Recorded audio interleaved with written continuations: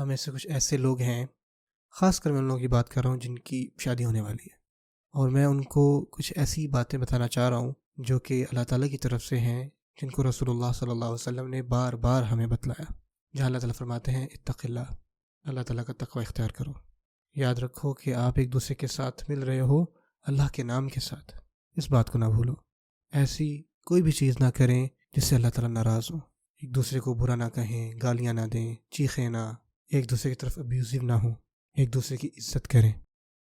یہ وہ نصیحت ہے جو اللہ تعالیٰ خود فرما رہے ہیں، اس دنیا اور آخرت کے خالق فرما رہے ہیں۔ آپ پتہ ہے کہ رسول اللہ صلی اللہ علیہ وسلم خود، جو کہ اس زمین پر سب سے بہترین انسان ہے، تمام انبیاء میں سے سب سے افضل نبی ہیں، وہ یہ فرماتے ہیں کہ اللہ کا تقوی اختیار کرو، پرہیزگار بنو، اپنے زوج کو عزت کے ساتھ ٹریٹ کرو، ایک دوسرے کے حقوق پورے کرو۔ یہ جو خوبصورت ملاپ ہے، اس کی شروعات ہمیشہ سے ویسی ہونی چاہیے جس سے اللہ تعالیٰ راضی ہو۔ اور پھر ہم میں سے کچھ ایسے بھی ہیں، دلہا اور دلہن کے علاوہ، جو کہ ہیں وہاں پہ ہونے والے خاندان، چاہے وہ لڑکی کی طرف سے فیملی ہو یا لڑکی کی طرف سے ہو، ان دونوں کے معاملات میں آپ نے بہت صبر سے کام لینا ہے۔ آپ نے یہاں یا وہاں کہیں نہ کہیں آپ کو کمپرومائز کرنا پڑے گا، کیونکہ یہ دو مختلف فیملیز ہیں۔ ہر کیس میں اگر آپ بہت زیادہ کلوزلی ریلیٹڈ ہیں تو آپ الاؤڈ ہی نہیں ہے کہ آپ شادی کریں، کیونکہ وہ آپ کے لیے محرم ہوگا۔ لیکن اللہ تعالیٰ اس میں ہمارے لیے بھی آسانی فرماتے ہیں۔ اللہ تعالیٰ چاہتے ہیں کہ ہم آگے بڑھیں، اپنی نسل آگے بڑھائیں، اپنے رشتہ داروں کا خیال رکھنا بھی عبادت میں آتا ہے۔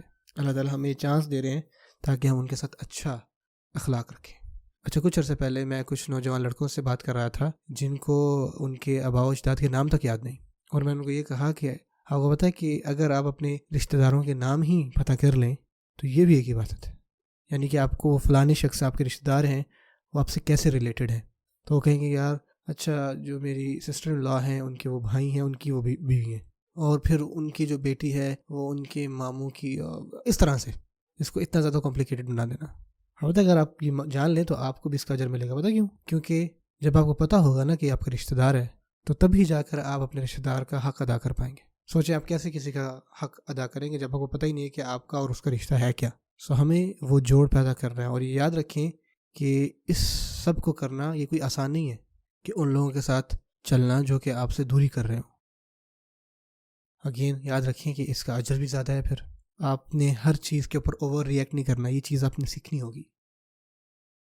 آپ نے یہ بھی نہیں کرنا جو آپ چاہ رہے ہیں ہمیشہ ویسے ہی سب کچھ ہوگا، آپ کو کمپرومائز کرنا پڑے گا کہیں نہ کہیں۔